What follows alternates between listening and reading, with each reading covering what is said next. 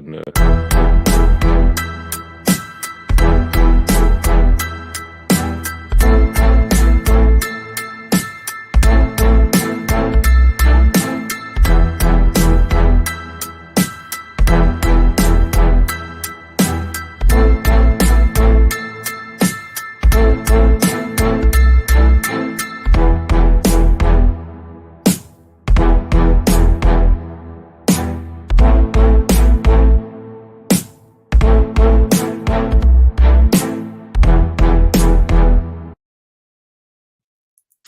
Welcome, ladies and gentlemen, to your screen in hello, good morning, and good afternoon, and good evening to wherever you are. Today, we have the pleasure again to have Ginger Conlon with us. And as you can see, it's not 4 on the picture again. So the 3 of us to be in the literally either the 4 or the 3 musketeers, whatever you prefer. We would like to go into some more details on a lately published report from Genesis. And I would like to start in shortly introducing our expert, Ginger Conlon, an award-winning editorial leader who has covered CX and marketing for the majority of her career. Ginger Conlon is currently Thought Leadership Director at Genesis and co-host of its Tech Talks in 20 podcast and CX Green Room live stream shows. In her prior role, pardon? And now a guest too. Yes. So you are an experienced co-moderator and co-talker and co-expert, and we love to have you here again. And in your prior roles as chief editor of One-to-One Media, Serum Magazine, and Diet Marketing News, you have set the editorial vision and strategy which led to increased readership, engagement, and revenue. So there it is again, revenue, money making, which is the name of the game aside of being brilliant at delivering fantastic research and also doing things which have nothing directly to do with our IT-driven business, as you were funding as a board member of CXPA, and you were selected 2023 CX Stars Awards. But what I wanted to also mention is that aside of that you are a #1 CX industry influencer by CX Magazine, been awarded and received a Silver Apple Lifetime Achievement Award from the Marketing Club of New York for your contribution for the marketing industry. You found also an initiative for being active in life in 50 plus and in sports. And that is a very, very fascinating aspect. If a lot of people know they will live longer, probably also by utilizing artificial intelligence and agents, we would like to dive in more deeper. And aside of the comment from my friend Thomas, I'm taking it over to you, Ginger. What have I missed? Nothing. The show's over now. Yes, I think you've pretty much covered my entire career. Thank you for all the kudos. That was very fun and nice. From the bottom of my heart. And thanks for inviting me back. It's always fun to have a conversation about industry goings on with all of you. So glad to be here. Even someone is missing. Someone essential is missing. The one with the smartest, brightest mind around of the 3 of us, of course, only. But we are missing our friend Marshall. We give him a virtual hug. Yeah. And after we have virtually hugged our friend Marshall, there is always one good starting point, because recently it was not a dogfight, but it was an interesting discussion exchange between Thomas and somebody I honestly do not know on what is CX and what are the definitions probably. So let's start with defining what is CX and the eternal question of who is responsible for it to you, Ginger. That's always a fun question to kick off with. Yeah. Yeah, when I think about customer experience, let's define it with the capital C, capital E, right? That's all the experiences a customer has with a company or an organization and their perception of that, right? And then you've got your lowercase c, lowercase e experiences and interactions that roll up to that broader customer experience, right? And then I think that's a fairly common definition, but I think what happens is when you start talking to people in different areas of customer facing experiences, marketing, sales, customer service, you'll get a slightly different definition based on their perspective, right? So a lot of times customer experience, when you're talking to someone in marketing, has a lot to do with voice of the customer.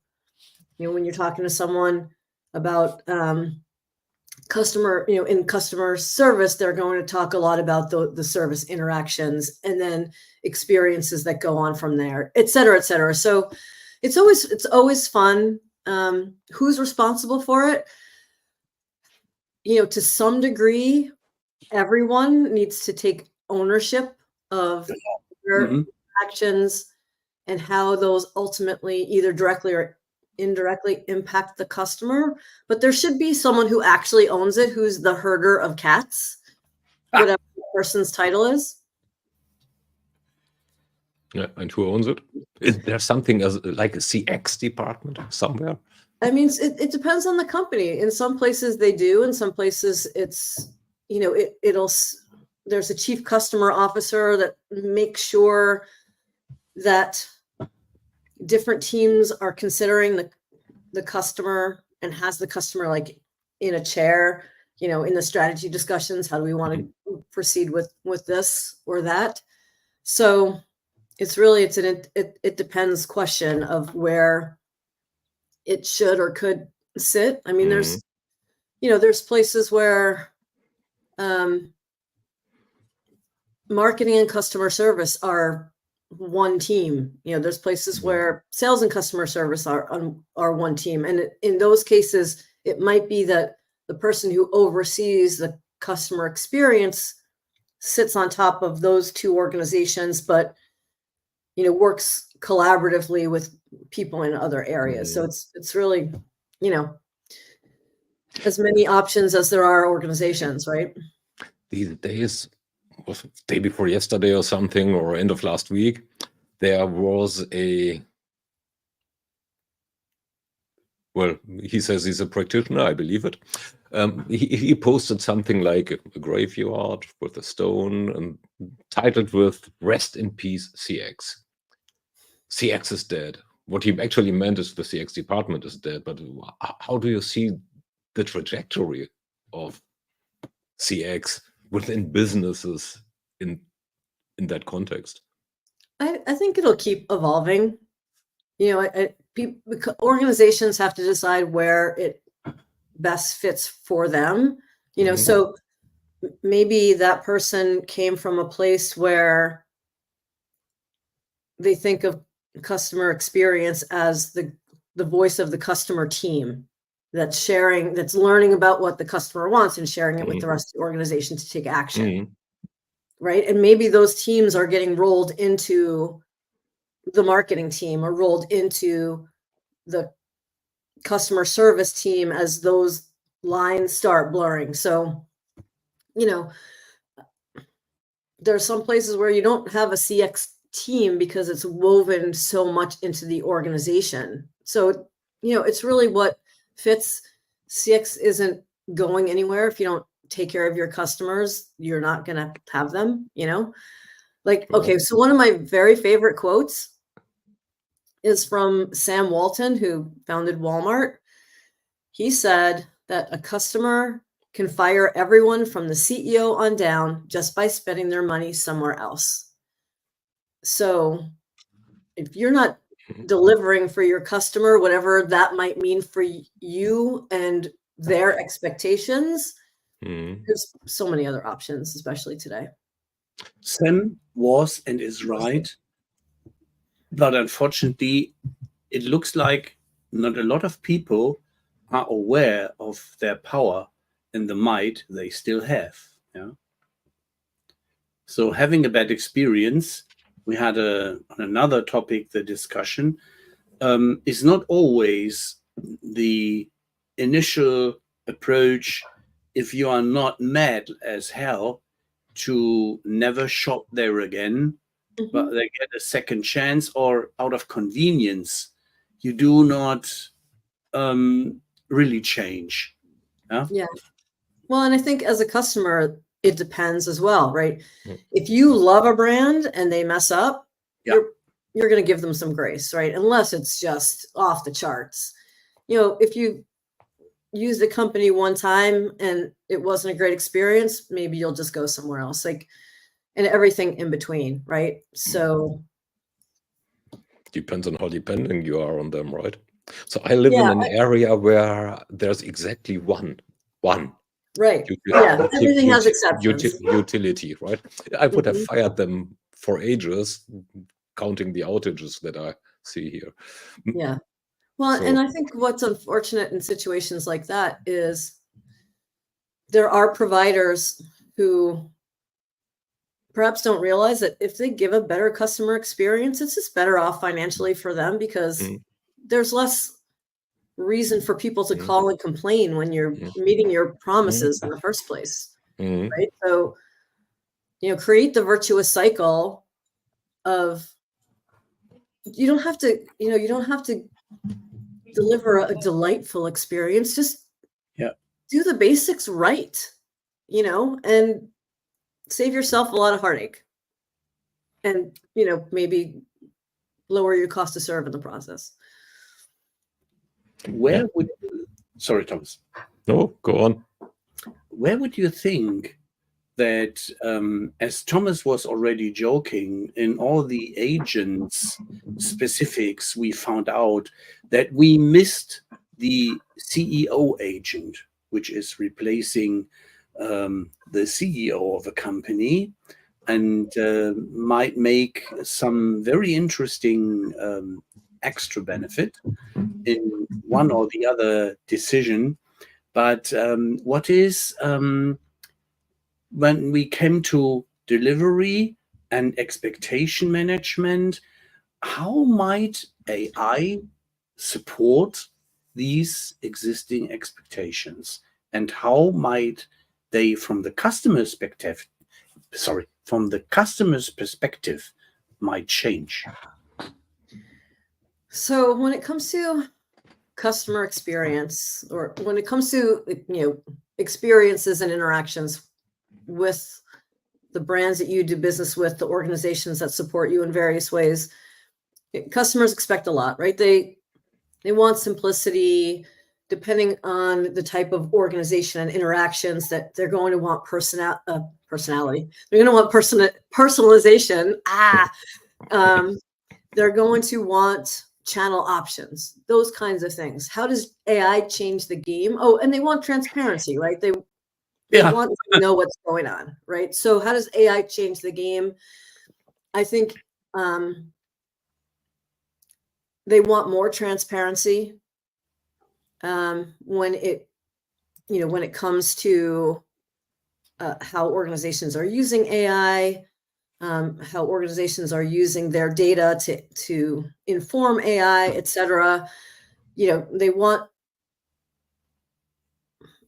depending on how educated they are about what AI does and how it informs personalization, they might want more personalization. I mean, there's different people know a different amount about what AI does, could possibly do. So I think that's one area. I mean, if you think about,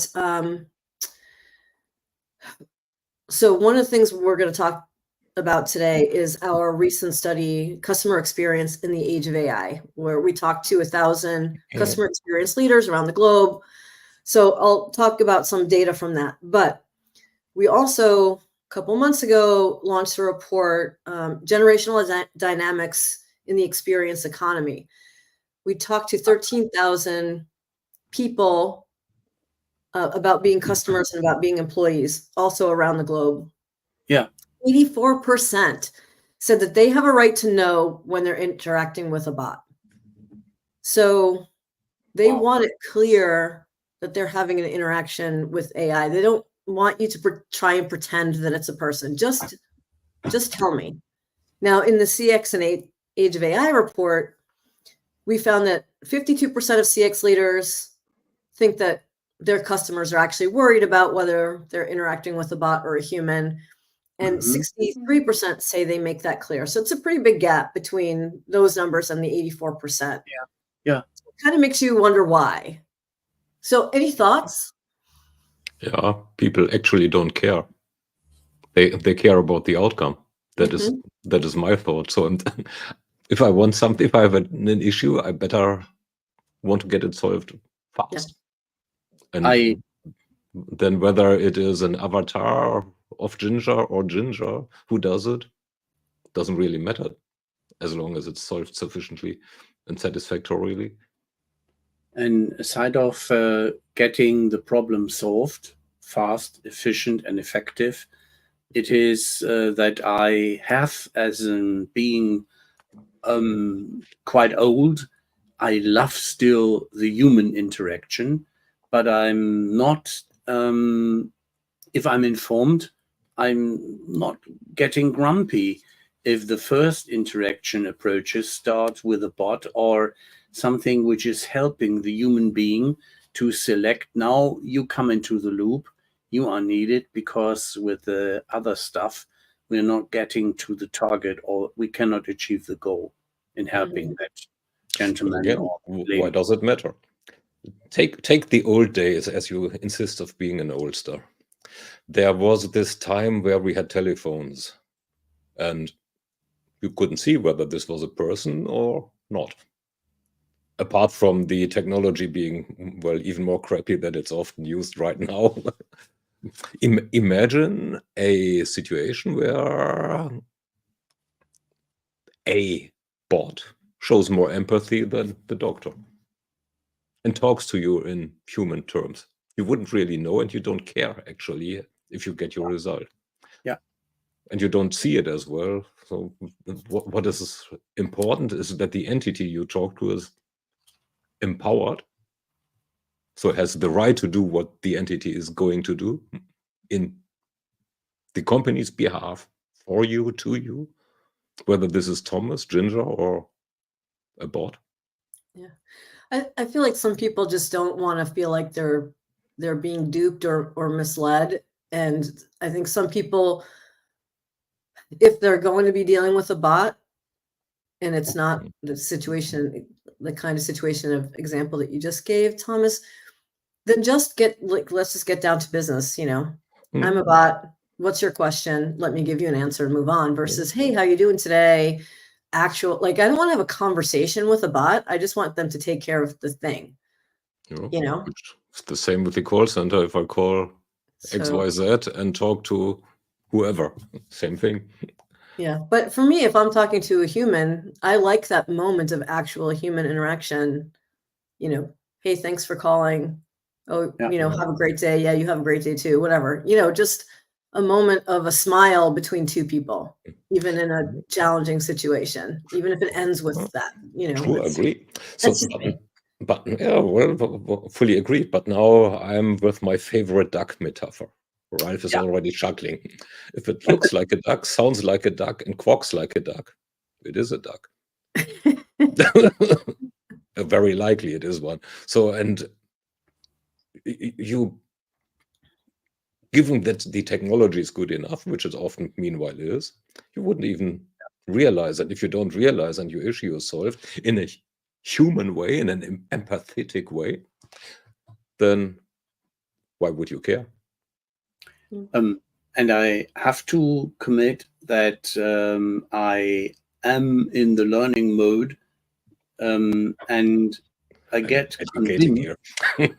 Yes, definitely. And such as when we see that the development of agents and the solutions and the capability in empathy, emulating, and in making one feel if one cannot see the other side.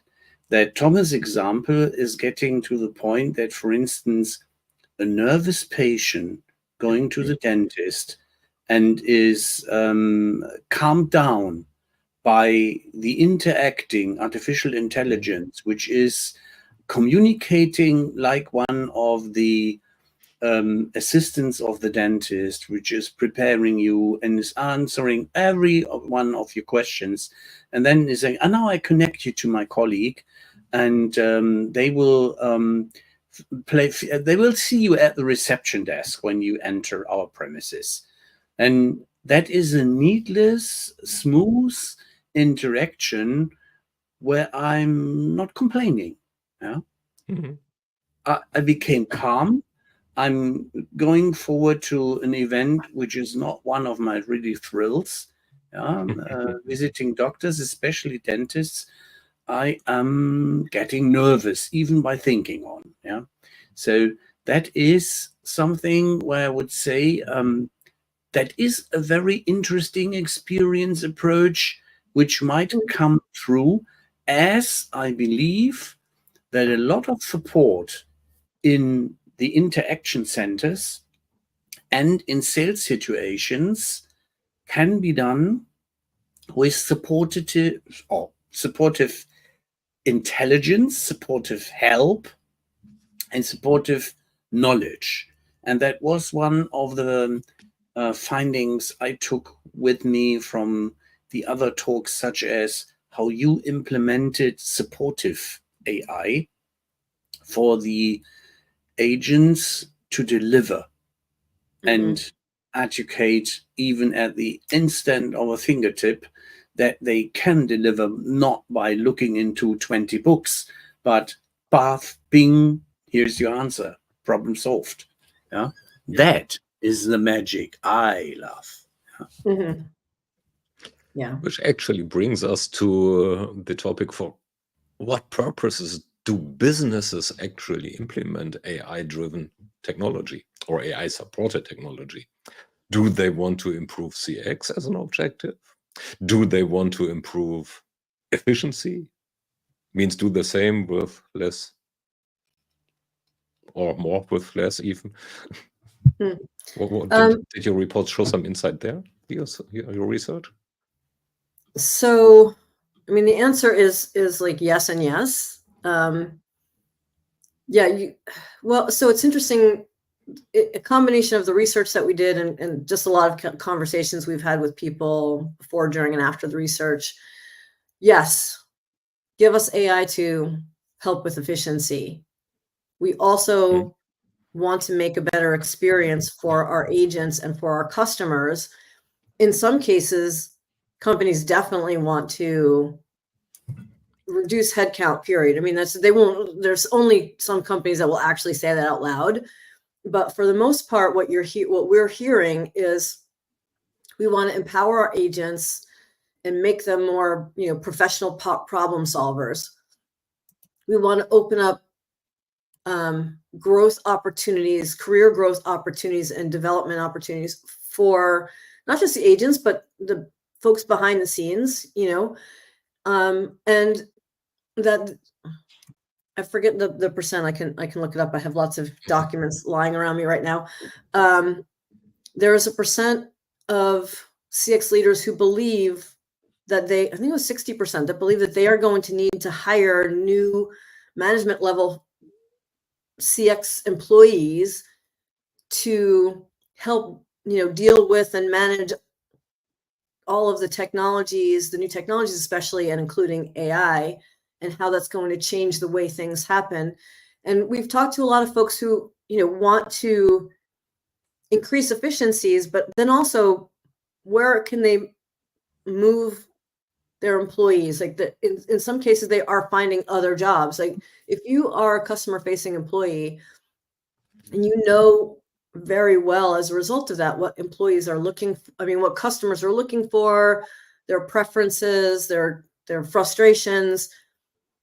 You can be very valuable in, helping to train the AI, helping to keep the knowledge base fresh and up to date, helping with journey planning, journey management and things like that. So there's a lot of, gears moving to make different things happen from the AI. It's not just like, who can we replace, Bernhard's question is an interesting one, as I know Yeah. Werner for a long time. I'm quite happy that he joins in, and let's go for that one. Okay, wait a second. This is a very long question. It's a very long one, but without reading it out, let me start to NLP contradict.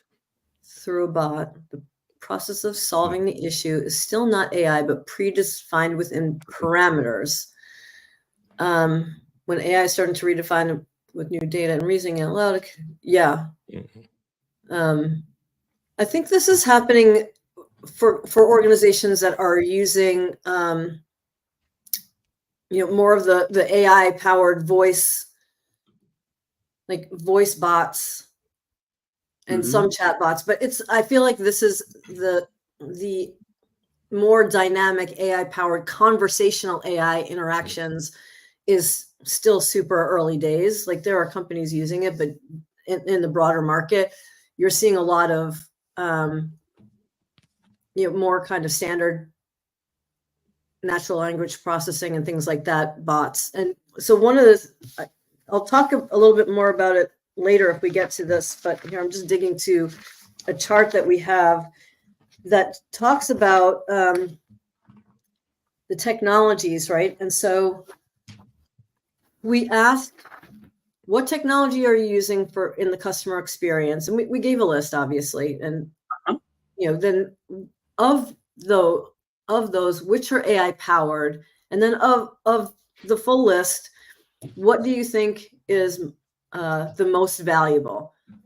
So probably not surprising, chatbots led the list across, right? 88% are using chatbots.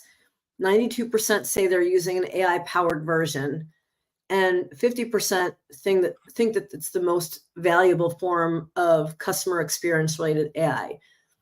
So, but the point is valid. How advanced is that AI? And I feel like the answer to that question is it depends, right? It's going to be all along the maturity curve of the most very basic to the handful of companies that are really starting to test and learn and benefit from that more conversational AI. It sounds a bit like it is in the process of that the AI is thinking by itself and has the power to allow to change process procedures, if I do understand Bernhard correctly. And that would be a step ahead from my understanding. What do you think? Yeah, I think that there's still, I think that if you feel like you're behind with AI, you're probably not in the broader market, of the companies that are the leaders. Yeah. And I think the situation is there's going to be a gap between the leaders and laggards, obviously. You just don't want that gap to get so wide that you can't catch up. So how can you get past just like, yay, chatbots, to all these other technologies that are powered to some level by AI? How can you weave those into your customer and your employee experience to get improvements? And so I think companies are thinking about what, their roadmaps. I guess part of the problem is that we are having a too narrow focus on AI. Whenever it appears to be magic, it's AI, it's not. So look at the whole predictive analytics stuff, which is a prime example for an AI. But right now, well, at best, it's called a advanced analytics. It's Yeah. analytics, so nothing special. So Yeah. this is kind of the quote that says a technology that's sufficiently complicated appears to be magic, and well, if it's magic, it's AI. So Yeah. that's why I also would contradict Werner, because the NLP in itself is AI. Sorry, that's an AI technology. Mhm. And it's not necessarily about redefining the process, but about solving the issue for the client. And now look at what we have currently as the Rage LLM. So have your model let loose on your knowledge base, have Ginger or Thomas come with a question. If the bot answers this question correctly, as the agent would do by searching the same knowledge base or knowing it, then this is AI technology. Redefining processes is probably, this is one of the killer applications I regularly talk of. Mhm. Find out where your process is not so good and fix it automatically, or well, Yeah. or with an approval. So, but anyways, Yeah. but fix it. So this is the combination of process mining, RPA, and no code, basically. Yeah. I think So one of the okay. challenges comes back to, I was just talking about this yesterday. AI is the sexy term, right? Mm, Yeah. But there's, like you just said, Thomas, there's all underneath that, there's all of the different things, right? There's your generative AI, there's your machine learning, there's everything in between, and all the things that work either individually or, 2 or 3 things working together to make Yeah. whatever happen. And so I think it behooves CX leaders when they're talking to their technology partners and their business partners within the company that they're trying to make these changes Mhm. happen, to be really clear about Mhm. what exactly they mean when they're talking Mhm. about AI, Mhm. right? Yeah. Yeah. So so that they're aligned, and they're not running in different directions thinking about, oh well, we need to add generative AI. No, I just wanted to do this other thing, so What do often clear. what do you recommend businesses how to go ahead when there's this typical question, the CEO to the CIO, what's your AI strategy? Yeah, I mean, I think like just go back to the basics of implementing any new technology, right? What's the business case? How are you going to use it? What are Mm, and why? What are goals are you mm, expecting? Yeah. Right? Who needs to be involved in the process to make it a success? Like the Mm, ABCs of implementing like anything is what you need to go back to. Maybe you need to move a little faster because everyone seems to be running to get things done right now, but mm, maybe you also need to take a very test and learn approach.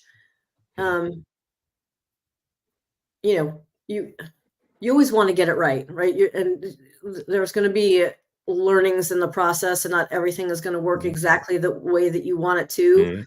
mm, But I would definitely, you want to err on the side of caution a little bit with AI, and just make sure that you're doing what you want, and there's not unintended consequences in the process. And the way that you do that is to be very methodical, very communicative with your internal partners and stakeholders, and just I'll say it one more time, like any mm, technology rollout, like make sure that you're very intentional about it. mm. When it comes to using it at all, so I mean, there's this fancy dancy generative stuff that we are doing right now, or talking about right now in general. If we talk about it, then old style like predictive or even prescriptive, maybe advanced explanatory. Oh my god, need more coffee. So when it comes to implementing it and to using it, do you know do you suggest any best practices or best working scenarios to start off with? So besides what I just said, I think that, again, test and learn, make sure that your data is, obviously data is a good topic. Yeah. Yeah, it needs to be clean. It needs to be formatted the way it needs to be formatted for what you're trying to accomplish. Mm. When you're talking about AI, you really need to have that ethical AI approach, right? Transparency, explainability, avoiding bias. Those are some key things. I think you need to step back and think about what are the use cases that are going to make the biggest impact in your organization, right? So you can prioritize. Again, just like with implementing any technology, there's lots that you can do with it, but what is going to matter most for your organization? Start there. And then when you have that success, what's next, right? I mean, a lot of this is, you want to say like, oh, it's AI, it's different. We should be thinking these things, but a lot of it comes down to the traditional best practices of implementing something new, And I think with AI, like with other technologies, but especially in this case, because you don't want things to go really awry, is you need to make sure that your partners align with you with ethical AI, and where is their data coming from, and how well taken care of is their data and their systems, how secure, et cetera, et cetera. So you have to make sure that your partners and your vendors are delivering on those expectations, for your organization. So might this be one of the reasons why you have that lately announced partnership with Salesforce, which are communicating that they have that multiple trusted layer approach on AI, which would also add nicely in a partnership to your existing framework? Yeah, for Genesis, I think we want our partners to take AI ethics as seriously as we take it, which is very seriously. I mean, you can go to the website and we've got a lot of information about our approach to AI, and it's very important. Yeah, you take this serious. Agreed. Yeah. Where some of if there are some surprises in the report, as it's not your first report where you are looking into customer experience, the influence on the employee experience. Now we have let's say, the scent and the flavor, how AI might be changing things in that direction. Where were the real smash, bang, boom findings where you said, gosh, that is a surprise?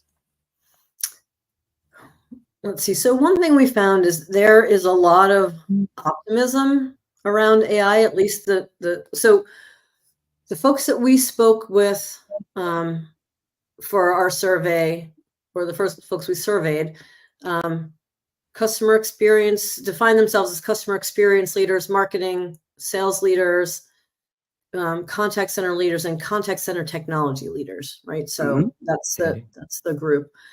And so, yeah, a lot of optimism. I thought it was interesting that 20% of the organizations have a chief AI officer. So that's pretty cool. And so, companies are expecting to use AI in the customer experience to help them differentiate in the market, stay market leader or become a market leader, out innovate the competition in the big scheme of things. Down to what Thomas was saying before, they want to use AI to improve the customer journey, like suss out issues in the customer journey and solve them in real time. They want to improve personalization with AI. Okay. And there's a little bit more than half feel like they've got a solid roadmap. Around half say that their data is ready. There's a lot of conversation about whether that's actually real or super enthusiastic. Yeah. So, there's a lot, like I said, so there's a lot of enthusiasm about over the next 3 to 5 years, what AI could do for the customer employee experience. And as I have to commit, I was not aware of your even younger research, which you were quoting. Are there some misfits in these two areas, such as the one where you were to a certain gap finding a bit surprised? We didn't ask a lot about AI in the generational dynamics study, but we did ask, as an employee, what's your take? And we found that that's obviously not the exact question that we asked. But what we found was that around 22% feel like their jobs will change, like some aspects of their job will go away, but other aspects of their job will be more interesting and engaging. Now, keep in mind that we asked 13,000 people in every kind of job, not CX employees, right? So, if that number sounds low or high, depending on how you look at it, it's because not everyone in that large group is going to think that AI is going to have anything to do with their job, or it'll have such a small impact. I'm a lawyer, it's going to help me do my research, but I still have to fact check everything and, what have you. I sling burgers, it maybe AI is going to take orders faster, but I still have to cook the burgers, So,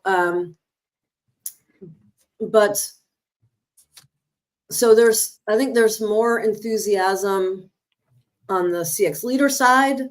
66% of CX leaders in the AI report say that they feel like rolling out AI into the customer and employee experience is going to increase employee engagement. And so, we'll see. There's, again, there was enthusiasm for the potential of AI improving the job experience, but it really was like around 20% of employees. And again, much different situation because we're asking, everyone in every kind of job kind of thing. I know I'm exaggerating a little bit here, but versus just CX employees. So, that's where I think the difference lies in there. But it's exciting though that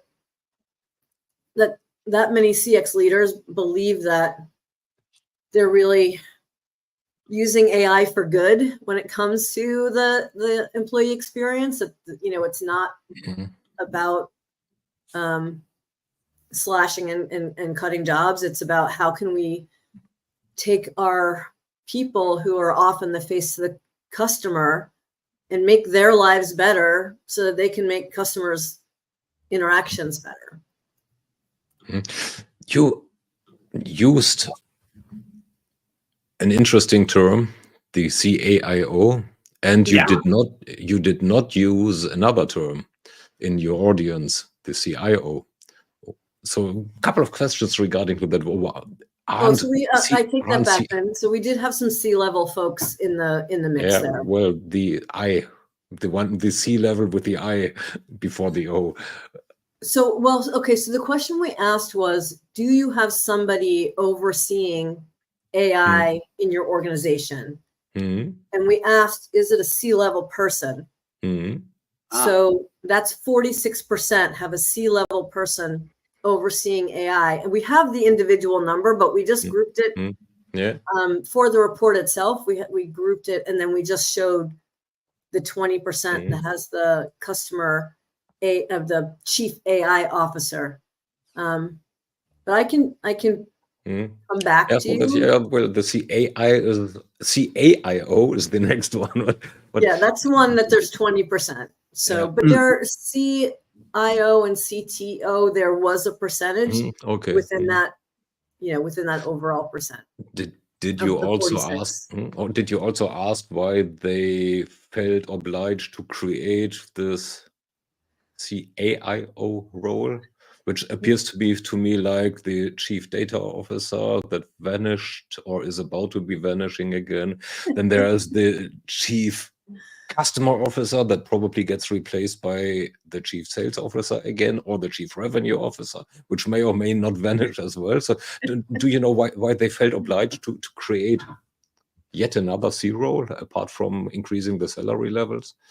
Yeah, no, it's not a question that we asked. There weren't really, there were very few open-ended questions in the survey. That's why, when you're doing a report like this, there's a lot of times you want to know the whys, but you only have so many questions that you can ask. So, but to your point, Thomas, it's probably along those lines. There are companies who take AI very seriously, so they feel like they need a role dedicated to that at this time.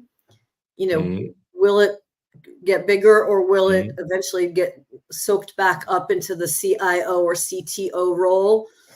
It remains to be seen, but it'll be interesting to watch over the next 5 years if that grows and how so. So. Yeah, it's always interesting to see this inflation of titles, but Yeah. I mean, especially in a world or in an emerging world, or in an emerging system, emerging processes, it's a good idea to have someone who's dedicated to this and has the sole objective of making it happen. Yeah. But sooner or later, it's like with CX.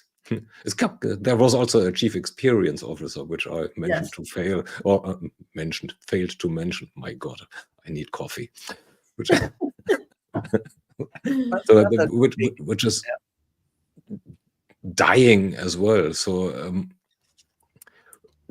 do you have any insight into, circling back, do you have any insight into what the role description actually is? Did you get into that from the...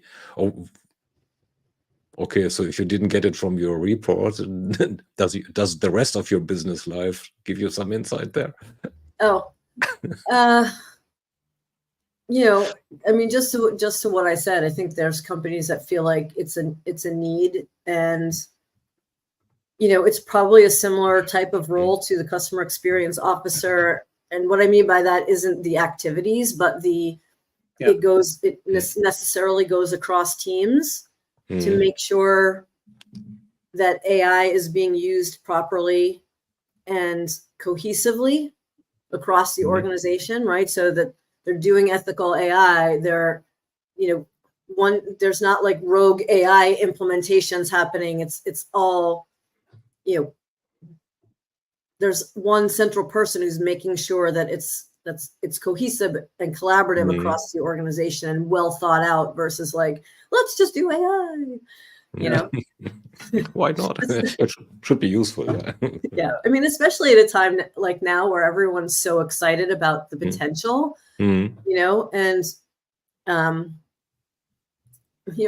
just if you think about like the early days of CRM, and I was editor of CRM magazine, and we did a day in the life, and we each spent the day with different people, and the folks that I spent the day with, there was just CRM systems hiding everywhere.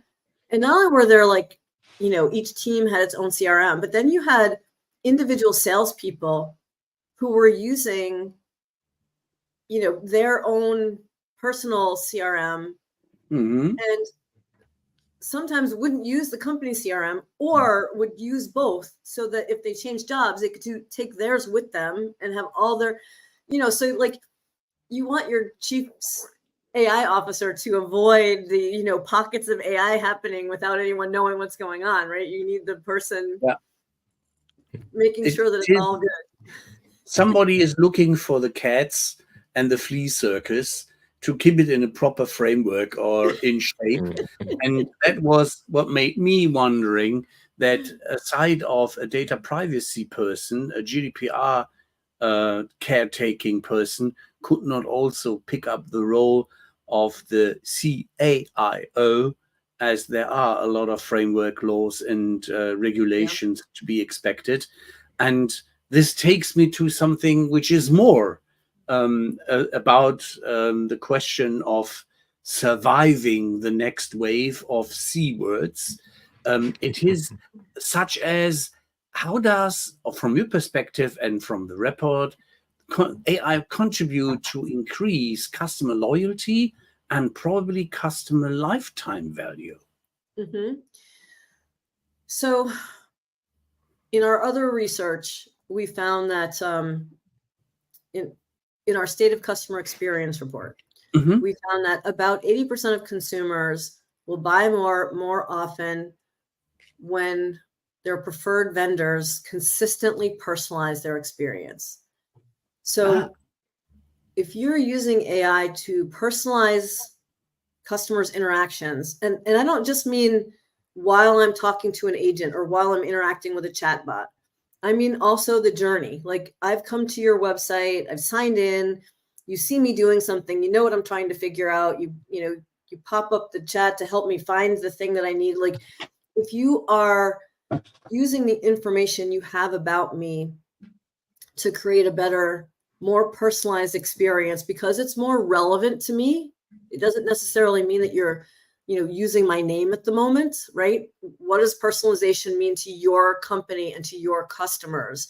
If you can use AI to improve that, then you're going to have happier, more engaged, more loyal customers because you're making it easier for them to do business with you. And so they're more likely to come back. They're more likely to spend more. And one thing I love to point out, Don Peppers and Martha Rogers, years ago, talked about and they still do, talk about learning relationship, right?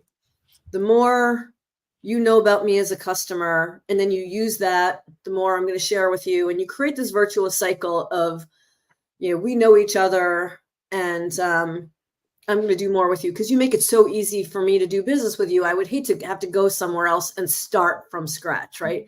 The cool thing about it as an organization is all that information that you have about me, only you have it. Yeah. Right? Because it's based on my behavior with you. Like, you can go out into the market and, go to a data broker and find out that you have 40% of my wallet share or whatever, information is actually available out there, right? So, you don't know every single thing, but what you know about me is going to be completely different than what another company I do business with knows about me. And so if you use that information wisely, and if you use AI to help you get the most from it in an ethical way, you can, create a personalized, empathetic experience that's not always about the actual interaction, but you're putting yourself in my shoes and making it easy for me to do business with you and to accomplish whatever the task is, whether it's get service, get information, buy something, etc. So how does that answer Ralph's question now? I lost track. Well, so it's using the AI my AI failed.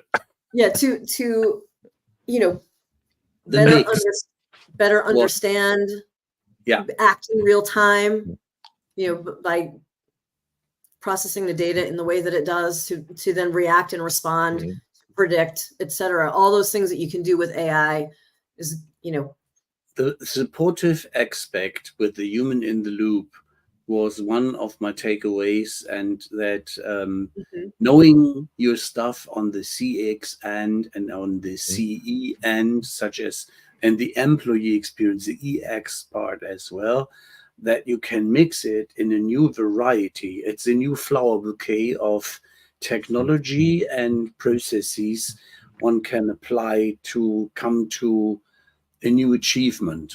And that is valuable to me as one takeaway. And also that you are, what you mentioned, earlier that you are in a row of reports which you have to your access, and that it is fascinating to see how the steps within 6 months are taken, and the picture is getting more in depth, more insightful, and more colorful as well. Yeah. And just, Thomas, just going back to maybe one example, if you think about, I don't know, combine, say, agent assist with empathy and sentiment analysis, right? Mm-hmm. If you have all those tools working together to provide the agent with real-time information, real-time coaching,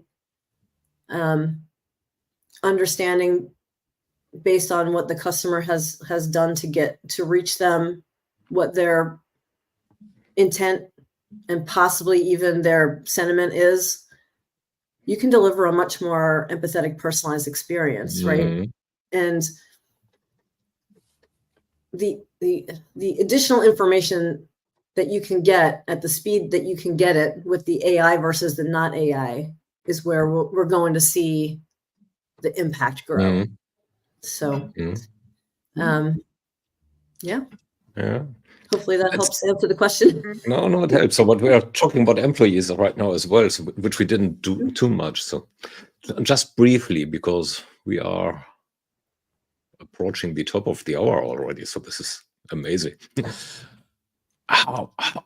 Where do employees see their roles evolving as opposed to businesses probably see their employees' roles evolving? How do see agents or employees help AI or AI help them? Or do they see it more as a danger now? And what are businesses doing to avoid running into this danger? So oh my God, I'm an endangered species because I will be substituted by some funny AI. What's going on there?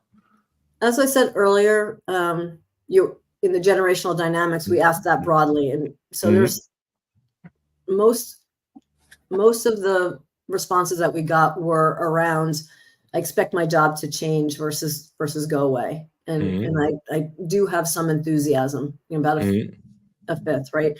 When we talked in the AI report to the CX leaders, they're expecting problem-solving skills. So what's most important now versus most important in 5 years?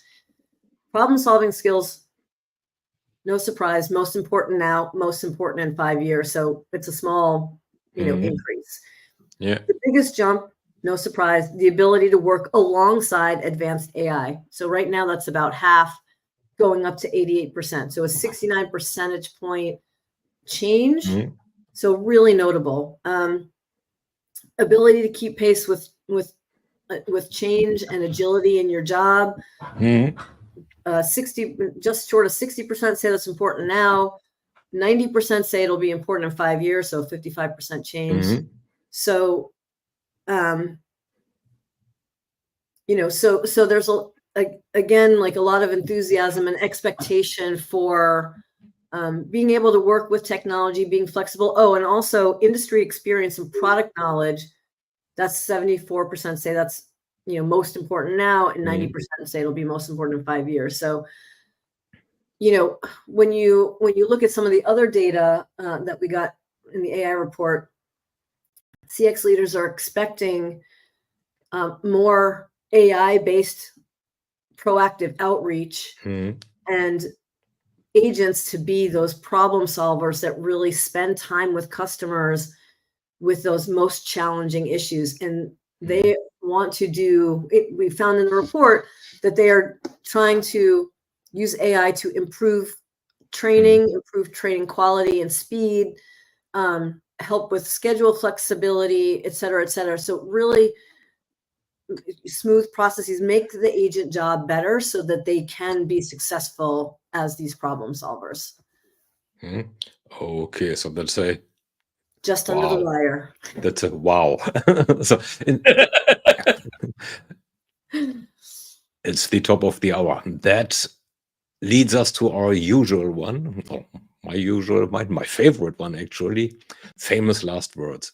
In the context of what you just said, so how they are going ahead, businesses as well as employees are going ahead to serve their customers. Let's look at it from the other way around. What the heck should they really avoid doing? Or what should they not do? Or really not do? That's a good question. You know, rush ahead, do the opposite of what I said earlier.